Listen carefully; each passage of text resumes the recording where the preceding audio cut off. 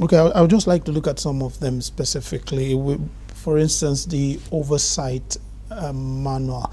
Will this then mean that, as it is, the National Assembly had been going on and carrying out its functions without any form of procedure, should I call it? Yeah, it was so, unfortunately, but what they were doing was following the traditions or the way of doing things of the previous legislators, because, you know, if you look at it, the legislature, there is ranking in the legislature, and senior members or ranking members are given responsibilities because they know how it's done. And then the new, they should know. Then the new members, you know, learn from the old ones. So that was how things were being done traditionally. So we thought it shouldn't be the case. You should have a standard way of doing things, and so that we develop and strengthen our institutions. I know I've heard, and I'm sure you, I don't know if that also influenced you. Nigerians have had a lot of issues with the way oversight functions are carried out by legislators. Now, in your committee, did you take into consideration some of the criticisms that have come forward from Nigerians or have been made public by Nigerians in doing the work of your committee?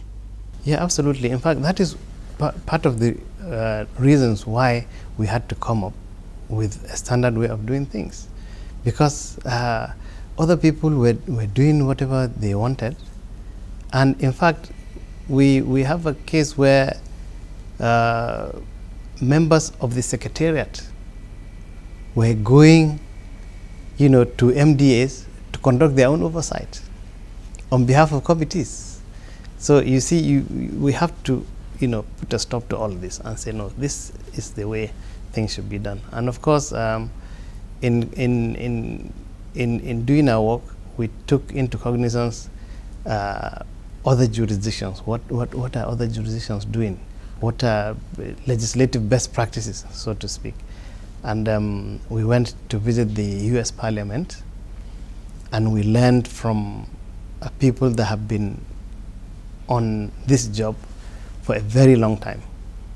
And they came to lecture us and take questions from us under the auspices of the International Law Institute, Washington, D.C., who were also under the auspices of the Georgetown University, Washington, D.C. And we learned a lot.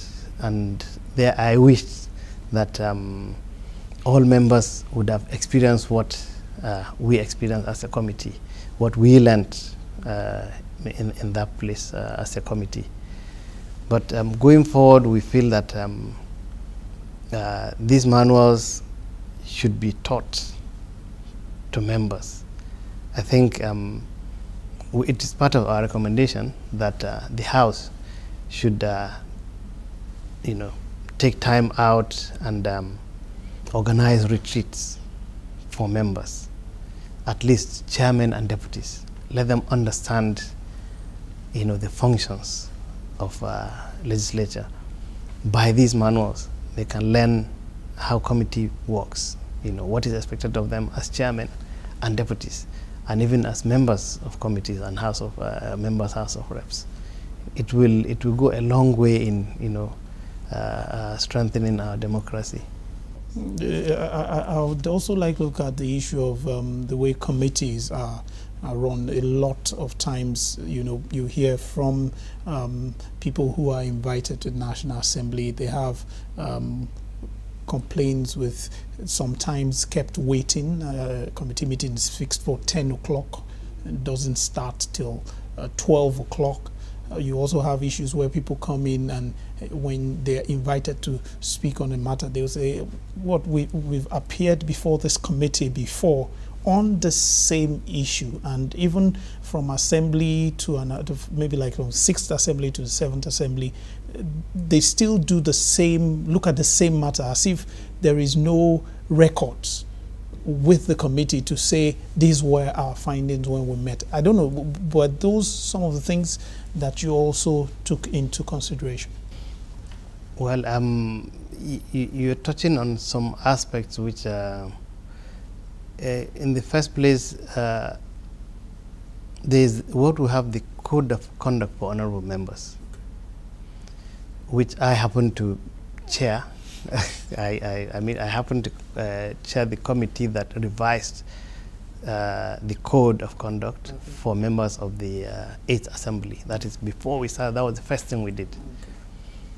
So in that code, you see how members are expected to behave in and outside the House. And of course, all these rules as to punctuality, decorum, and